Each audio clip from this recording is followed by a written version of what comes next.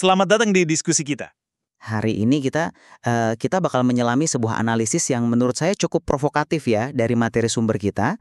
Analisis ini mencoba membedah daya tarik dua ikon publik Indonesia yang wah sangat berbeda. Raffi Ahmad dan Ariel Noah. Keduanya ini meskipun kita tahu personalnya hampir bertolak belakang ya, sama-sama dikenal punya magnet kuat khususnya ke perempuan. Benar sekali.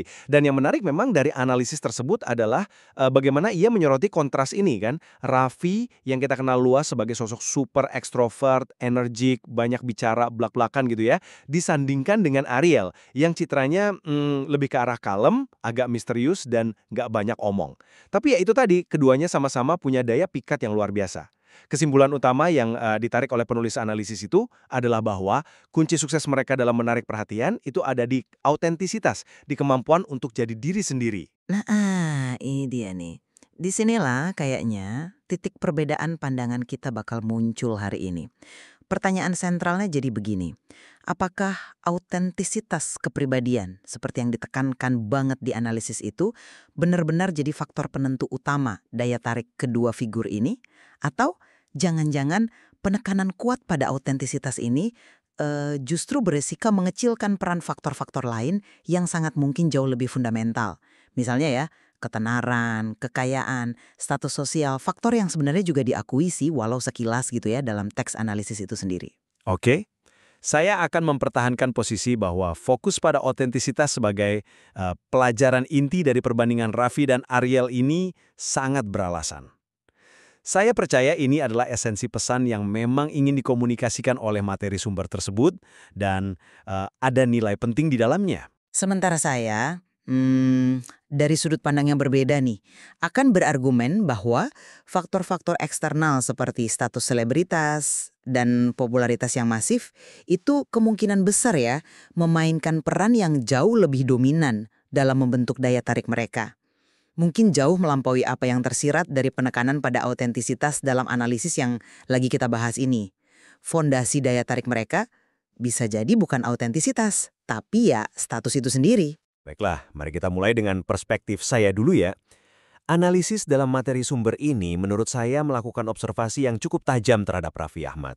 Ia digambarkan sebagai individu yang sangat ekstrovert, kayaknya nggak pernah kehabisan kata-kata, bahasa tubuhnya ekspresif banget, dan yang paling ditekankan di situ, dia itu nggak jaim, nggak terlalu kaku menjaga citra bahkan saat berinteraksi dengan perempuan. Nah, justru sikap yang terkesan lepas dan apa adanya inilah yang menurut analisis tersebut jadi salah satu sumber utama pesonanya. Seolah-olah keterbukaannya itu menarik gitu.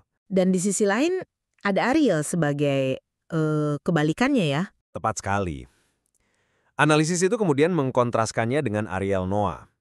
Sosok Ariel dilukiskan sebagai figur yang cenderung kalem, terus tidak terlalu ekspresif dalam pembawaan, dan jelas tidak seramai Raffi.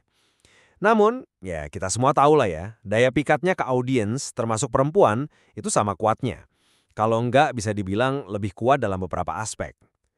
Nah, dari dua contoh yang begitu berbeda secara fundamental ini, analisis tersebut sampai pada kesimpulan yang sangat eksplisit, bahkan pakai sapaan akrab. Jadi diri sendiri bro, pesan yang ingin disampaikan kan jelas ya. Maksimalkan keunikan kepribadian masing-masing, apakah Anda tipe ramai kayak Raffi atau kalem kayak Ariel, itulah faktor krusial di balik kemampuan mereka memikat. Meskipun ya teks itu memang menyebut sekilas soal kekayaan dan ketenaran Raffi, serta popularitas Ariel. Tapi penekanannya itu diletakkan secara sadar pada pelajaran tentang autentisitas sebagai kekuatan utama. Saya berpendapat, penarikan kesimpulan ini valid sebagai interpretasi dan merupakan fokus utama yang ingin penulis analisis sampaikan ke pembacanya. Ini semacam upaya mencari pelajaran yang bisa diterapkan lebih luas gitu. Saya melihatnya dari kacamata yang sedikit berbeda nih. Saya nggak menyangkal kalau analisis tersebut memang menyoroti autentisitas. Tapi kita juga nggak boleh mengabaikan fakta bahwa teks yang sama itu juga secara eksplisit mencantumkan kekayaan, keterkenalan, dan penghasilan Raffi Ahmad, serta popularitas Ariel sebagai, nah ini dia, faktor pendukung. Istilah faktor pendukung inilah yang menurut saya perlu kita pertanyakan bobotnya. Apakah peran elemen-elemen ini beneran cuma pendukung? Anda merasa penyebutan itu agak meremehkan peran status ya? Tepat. Saya cenderung berpendapat bahwa tingkat ketenaran dan status sosial yang bisa dibilang luar biasa tinggi yang dimiliki kedua individu ini bukanlah sekedar faktor pendukung, tapi kemungkinan besar merupakan fondasi utama dari daya tarik mereka. Gagasan bahwa mereka berhasil memikat karena autentisitas mereka, seperti yang disiratkan analisis itu, berpotensi jadi penyederhanaan yang cukup besar sih. Kita perlu mempertimbangkan kemungkinan lain, bisa jadi apa yang kita persepsikan sebagai autentisitas, sikap blak-blakan Raffi, atau ketenangan misterius Ariel, itu sebenarnya adalah manifestasi dari tingkat kepercayaan diri yang sangat tinggi, yang justru lahir sebagai akibat dari status, kesuksesan finansial, dan pengakuan publik masif yang udah mereka capai selama bertahun-tahun. Dengan kata lain, status memberi mereka semacam lisensi gitu ya untuk jadi autentik tanpa konsekuensi negatif yang mungkin dihadapi orang biasa. Fokus yang terlalu kuat pada pesan inspiratif menjadi diri sendiri sebagai kunci utama ini, risikonya mengaburkan pengaruh dahsyat dari faktor status sosial dan citra publik yang udah menyatu dengan persona mereka. Memisahkan mana daya tarik interpersonal murni dan mana yang bias akibat ketenaran mereka, itu jadi tugas yang sangat sulit, bahkan mungkin sia-sia. Itu sanggahan yang kuat dan saya akui kompleksitasnya. Tapi saya ingin membingkainya sedikit berbeda. Saya setuju bahwa analisis tersebut mengakui faktor eksternal. Tapi saya melihatnya bukan sebagai kekurangan, melainkan sebagai pilihan sadar dari penulisnya. Mereka memilih untuk menyoroti autentisitas sebagai pelajaran yang bisa diambil oleh audiens umum. Penggunaan sapaan bro yang Anda sebutkan tadi, menurut saya, justru memperkuat indikasi ini. Analisis ini kan ditujukan untuk memberikan semacam nasihat atau inspirasi gitu ya, kepada pembaca awam. Jadi fokus pada autentisitas adalah upaya untuk memberikan takeaway yang lebih bisa diterapkan dalam kehidupan sehari-hari. Pentingnya menerima dan menjadi diri sendiri, terlepas dari apakah Anda kaya, terkenal atau enggak. Nah, dalam kerangka ini, penggunaan Raffi dan Ariel, figur dengan status yang ekstrim ini, justru berfungsi sebagai studi kasus yang sangat kontras dan jelas. Tujuannya ya untuk mengilustrasikan poin ini secara maksimal. Lihat deh, bahkan di level mereka yang begitu beda, jadi diri sendiri itu tampaknya berhasil. Jadi, itu bukan berarti status nggak penting, tapi pelajaran yang ingin ditekankan adalah soal autentisitasnya. Saya bisa paham sih logika di balik framing itu tentang upaya mencari pesan yang aplikatif. Tapi mari kita uji lebih jauh. Pengakuan terhadap faktor eksternal dalam analisis itu kok rasanya agak sambil lalu ya, nyaris kayak catatan kaki gitu. Padahal dalam realitas interaksi sosial, terutama kalau kita bicara tentang figur publik sekaliber mereka, status selebritas itu seringkali berfungsi sebagai semacam filter utama yang mewarnai bagaimana publik mempersepsikan segala sesuatu tentang mereka.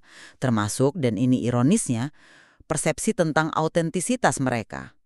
Sulit banget, kalau bukan mustahil ya, untuk secara objektif memisahkan daya tarik interpersonal murni dari daya tarik yang berasal dari akumulasi status, kekayaan, citra media, dan jaringan sosial yang udah terbangun begitu kokoh selama puluhan tahun.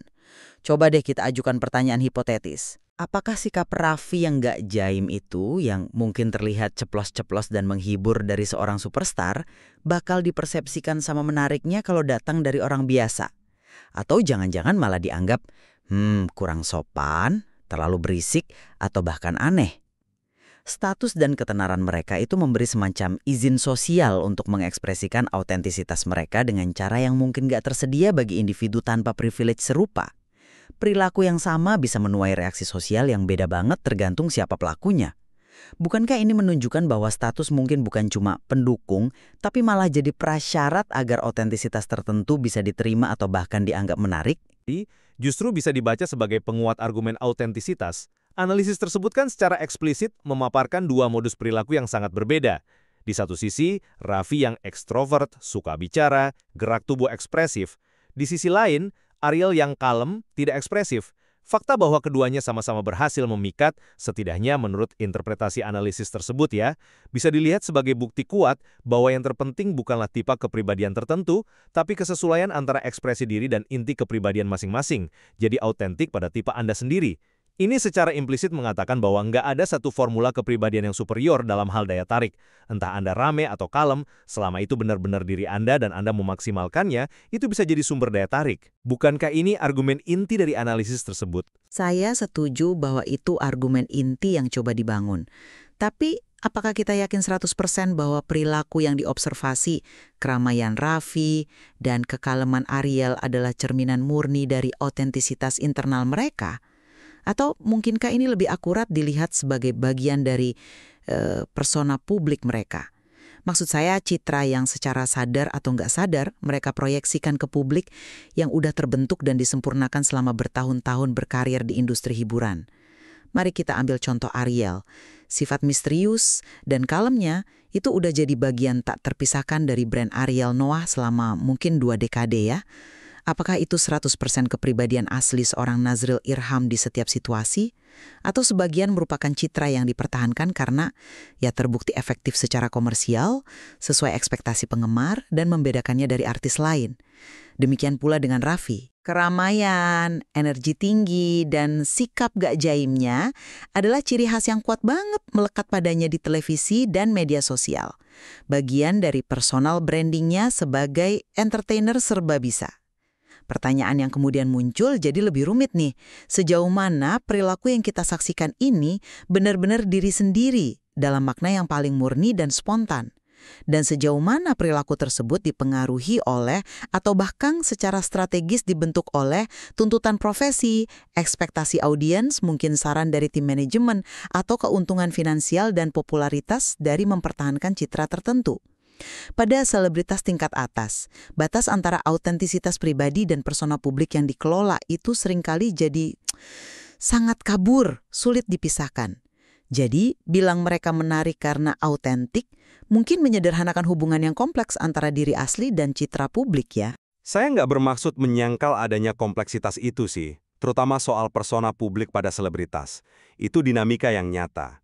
Tapi kalau kita kembali ke pesan inti yang tampaknya ingin disampaikan oleh analisis sumber tersebut, pelajaran jadi diri sendiri yang ditarik dari kedua contoh ekstrim ini, menurut saya tetap punya nilai intrinsik.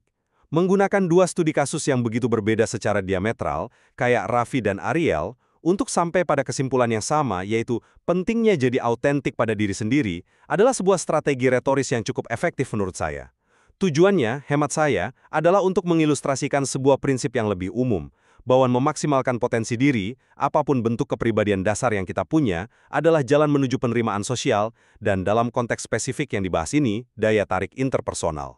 Pesan ini, meskipun disajikan lewat contoh figur publik yang mungkin kehidupannya jauh banget dari realitas kita, pada dasarnya bertujuan menginspirasi audiens umum untuk lebih berani menerima dan mengembangkan keunikan diri mereka sendiri, daripada mencoba meniru persona orang lain. Ada nilai positif lah dalam pesan semacam itu.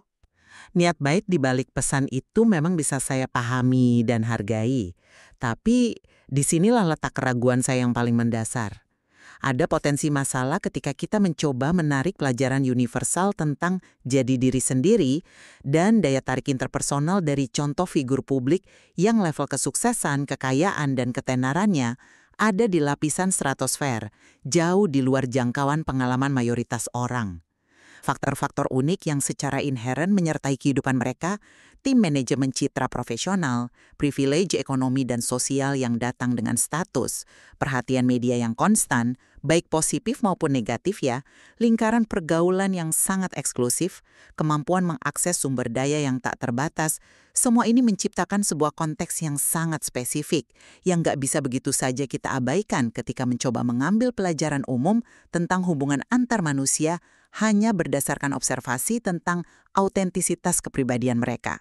Ada resiko nyata bahwa pelajaran jadi diri sendiri, kayak Raffi atau Ariel, jadi terlalu menyederhanakan realitas, atau bahkan bisa menyesatkan bagi individu biasa. Bagi orang kebanyakan yang nggak punya jaring pengaman berupa status selebritas dan kekayaan melimpah, konsekuensi sosial dari menjadi diri sendiri secara radikal mungkin beda banget dan nggak selalu positif. Mengatakan jadilah otentik seperti mereka tanpa secara eksplisit dan mendalam mengakui pengaruh masif dari status dan privilege yang memungkinkan otentisitas mereka bersinar atau dipersepsikan bersinar, rasanya kayak memberi nasihat yang kurang lengkap dan berpotensi menimbulkan ekspektasi yang nggak realistis. Mungkin otentisitas mereka justru produk mewah dari status mereka. Gimana tuh?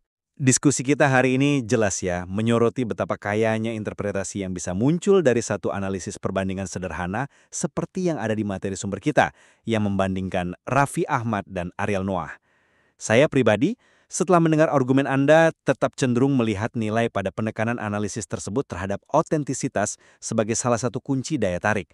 Meskipun, ya, faktor-faktor lain seperti status dan kekayaan tak bisa dipungkiri perannya, pesan tentang pentingnya menerima dan memaksimalkan kepribadian unik kita, entah kita cenderung ekstrovert atau introvert, ekspresif atau pendiam, menurut saya tetap merupakan pelajaran yang relevan dan berpotensi memberdayakan bagi banyak orang dalam skala personal. Mungkin ini lebih soal inspirasi ya daripada blueprint. Sementara saya, meskipun sangat menghargai nilai autentisitas dalam interaksi antar manusia secara umum, tetap berpegang pada pandangan bahwa analisis dalam materi sumber ini dengan menempatkan autentisitas sebagai faktor utama mungkin secara signifikan kurang memberikan bobot pada elemen-elemen fundamental lain seperti status sosial, kekayaan, dan ketenaran yang secara inheren dan tak terpisahkan melekat pada kedua figur publik ini. Mengisolasi otentisitas sebagai penentu utama, meskipun mungkin dimaksudkan sebagai penyederhanaan retoris untuk menyampaikan pesan, berisiko mengaburkan pemahaman kita tentang dinamika daya tarik yang sebenarnya jauh lebih kompleks, berlapis, dan multifaset, terutama ketika kita menganalisis fenomena pada level figur publik. Interaksi antara persona, status, dan mungkin sedikit otentisitas asli, itulah yang mungkin lebih mendekati kenyataan ya. Memang nggak bisa disangkal bahwa analisis dalam materi sumber ini berhasil memantik pemikiran yang menarik. Ia menunjukkan bagaimana dua jalur kepribadian yang sangat berbeda bisa berujung pada hasil yang serupa dalam hal persepsi daya tarik di mata publik. Ini setidaknya mengindikasikan bahwa nggak ada satu formula tunggal, nggak ada satu tipe kepribadian ideal untuk disukai. Tepat sekali. Tapi ya itu pertanyaan tentang sejauh mana autentisitas murni menjadi faktor penentu dibandingkan dengan pengaruh kolosal dari status sosial yang terakumulasi, kekayaan, dan citra publik yang mungkin saja dikelola secara cermat, tetap jadi sebuah wilayah perdebatan yang menarik sih. Mungkin nggak akan pernah ada jawaban definitif yang memuaskan semua pihak ya. Justru dengan mempertimbangkan berbagai sudut pandang seperti yang udah kita coba lakukan hari ini, pemahaman kita tentang kompleksitas daya tarik manusia, baik pada level personal maupun publik, jadi lebih kaya dan bernuansa. Dan materi sumber ini, terlepas dari bagaimana kita menafsirkannya ya, tak diragukan lagi memberikan bahan yang menarik untuk refleksi lebih lanjut. Refleksi tentang bagaimana kita memandang figur publik, atribut apa yang kita anggap menarik pada mereka, dan pelajaran apa kalau memang ada yang benar-benar bisa kita ambil dari kisah sukses mereka. Terima kasih sudah menyimak diskusi kita.